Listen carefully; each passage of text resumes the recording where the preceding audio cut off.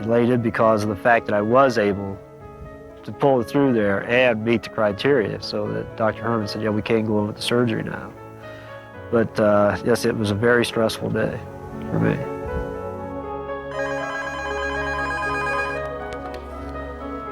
Hello? Hello? Yes. Dad? Yeah, how you doing, Zeke? Not too bad. What are you doing? With surgery just hours away, Bill receives a final call from his family to wish him luck and share their love and encouragement. I love you and good luck on Tuesday. I hope everything works out. Love you too, buddy. Hey. What's up, darling?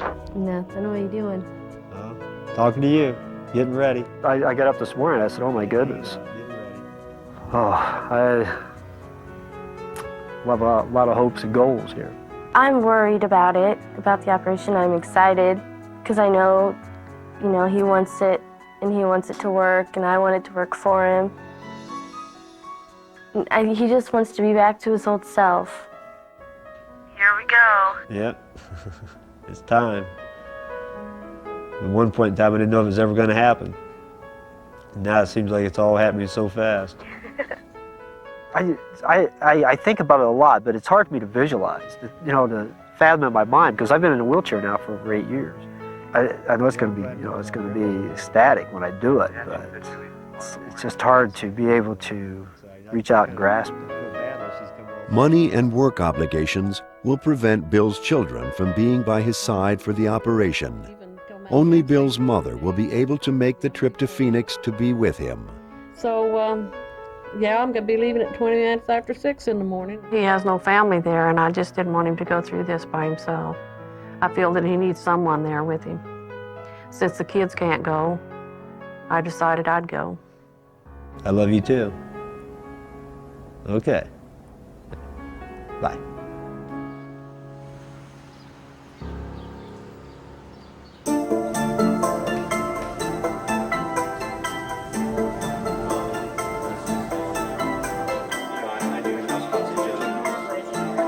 For nearly 9 years, Bill Dotson has faced the reality that he may be trapped in a wheelchair forever. He knows this surgery may not help him. He knows the risks he faces, but he has no fears and no hesitation. I've been through enough surgeries. Surgeries don't bother me anymore. And the chance of walking, nothing can hold me back from that. I'll see you back there.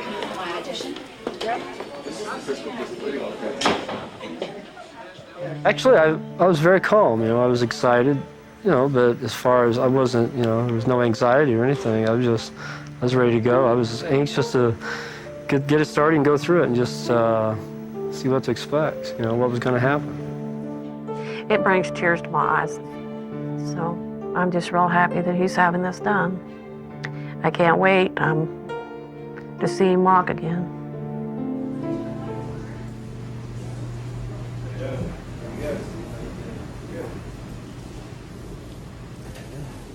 Now, what do you need for us to do for you? Just tell me to scoot my leg.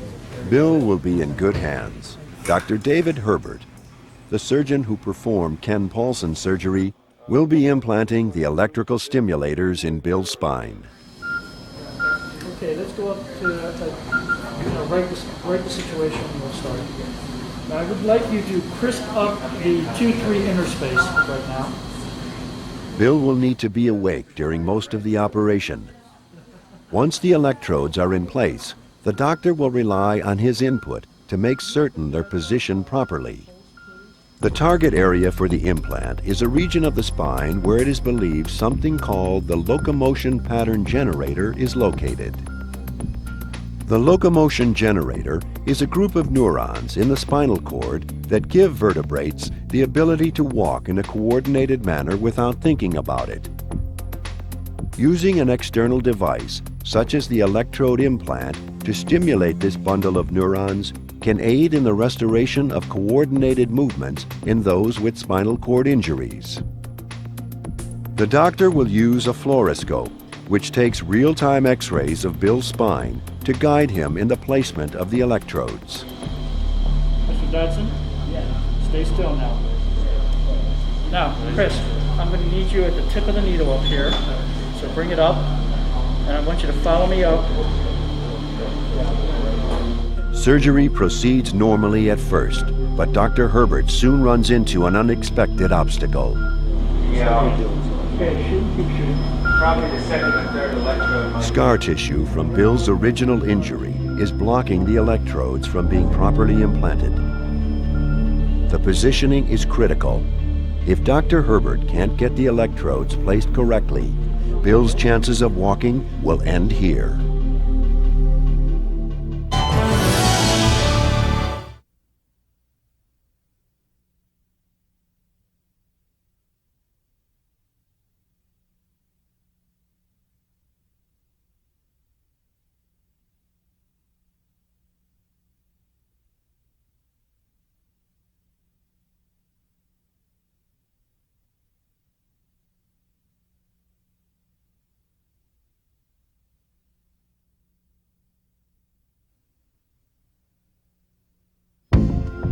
Bill Dotson entered this operating room with the hope that he might walk again. Now, complications are jeopardizing the chances of accomplishing this medical miracle. We ran into some scar tissue because he has some hardware, some rods in his spinal cord to support after his initial accident. All right, we're in business. After many attempts, Dr. Herbert finally manages to maneuver the stimulators through a tiny opening. The electrodes are inched higher and higher into Bill's spinal canal.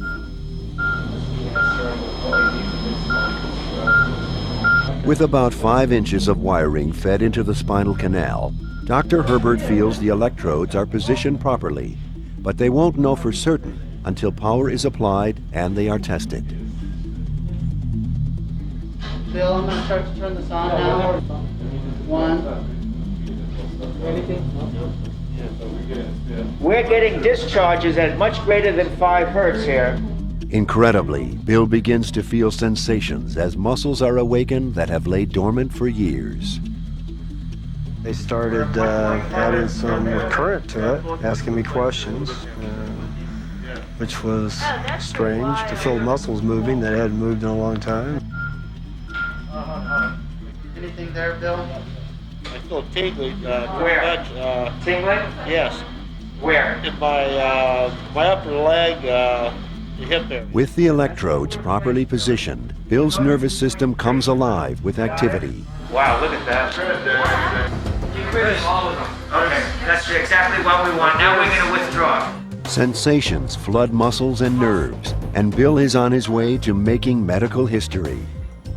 Well, yeah, I can feel it at the same time, and it's very exciting, you know, the anticipation of what might be to come. It's 1.1. 1.2. Hey, Dick, I think you got it. I think that's good. Okay. Yeah. Very good. That's an incredibly low threshold. The one thing. Bill has been in surgery nearly 3 hours. Next, he is put under, and an incision is made so the stimulators can be anchored in place.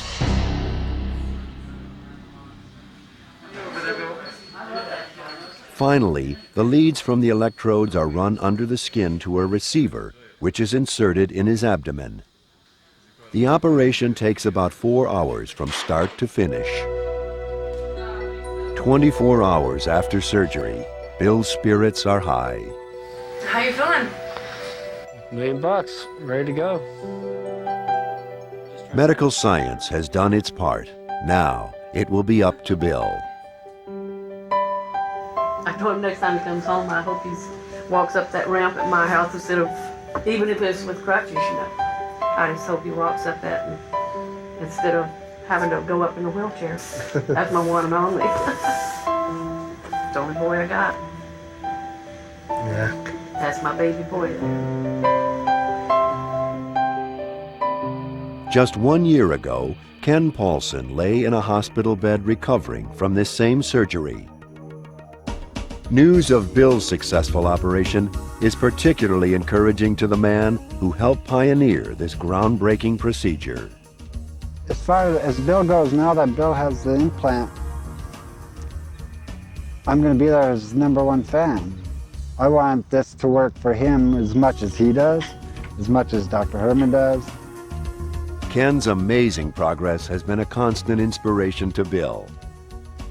Incredibly, in the year since his surgery, the man who was once told he would never be able to operate a wheelchair under his own power can now walk the distance of more than 3 football fields. I went from 50 feet to 100 feet to 200 feet, and now a year later I'm doing over 1,000 feet. Dr. Herman originally hoped this procedure would allow the paralyzed to perform simple tasks at home. Now, Ken has shown this technology has the potential to open up a whole new world of mobility for those with spinal cord injuries. I've proven it that I could leave my house with the stimulator and go to a grocery store and transfer into one of their electric cars and do grocery shopping. When I was able to do that, that opened up a whole new horizon for me. I can go to the movie theater, I can go to a restaurant.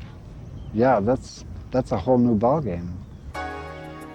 Ken Paulson has given Bill Dotson a glimpse at what his future might hold. But every spinal cord injury is unique, and no one knows what Bill will be able to accomplish. Bill is much weaker, and our hopes are high because if we could help Bill, we're going to help a heck of a lot of other people. Ken Paulson took just 2 months to successfully walk with stimulation after his surgery. Bill has tirelessly pursued the same goal, even though the severity of his injury would mean the road to getting back on his feet would be longer and more difficult. To lose something that I believe that almost everyone just takes for granted, the ability to walk. I mean, you do it, you don't even think about it. And to lose that and have a chance to regain it, I mean, that's all the drive and incentive I would ever need. On April 25, 2002, 6 months after his surgery and a year after beginning the program, Bill's hard work finally paid off. It's been a long year, and there's times it got frustrating, just I'm not gaining anything, but it's a process you have to go through. Now I'm here today to see him walk, and it's been wonderful. And he's doing great, so I'm sure he's going to reach his goals. We're going to give it our best shot. If we don't make it, it won't be for lack of trying. Bill is ready to show the world what he can accomplish thanks to this remarkable technology. Good job. Nice step. I didn't know what to expect. So, I mean, I didn't. I had no idea. There you go. You got some good heel strike going. Yeah. Oh, it was a wonderful feeling. It's kind of hard to really express my feelings about it. It was just the greatest feeling that I've had since I saw him walk when he was a baby. You know, it was like seeing him walk all over again today. And I was just thrilled. What medical science and technology has given Bill Dotson and Ken Paulson is not a cure. It is a gift whose value can only be measured by those who have experienced the challenges of a spinal cord injury.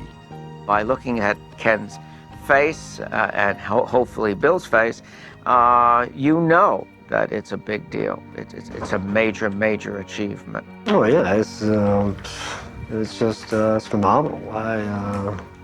I lie awake many a night and think about it. My goodness, how did was I fortunate enough to be in a position I am right now? Fate dealt me a mighty good blow. So. They call it nothing short of a miracle. And I believe it's a miracle too.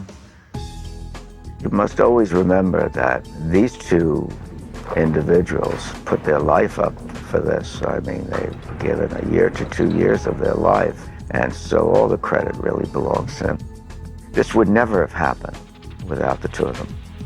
The personal benefits Bill Dotson and Ken Paulson have received from this promising technology are only part of their reward. Hopefully, their accomplishments will inspire others who are in the same situation, providing hope for the future. I hope this does touch those people that have given up. I hope it helps them to know that there is some help out there. There's people out there that are helping us. But you can't give up. can't give up. And someday there's going to be, we'll be walking. I believe WWW stands for We Will Walk. I think my biggest challenge lies still in front of me. I believe that, we have a year to finesse everything and improve on everything. That's where my excitement lies, is what, the possibilities, what we might gain. With those first steps, Bill and Ken are leading the way for many thousands of others whose dreams of someday walking again now have a greater chance of coming true. For Super Surgery, I'm Dr. Steve Salvatore. Thanks for joining us.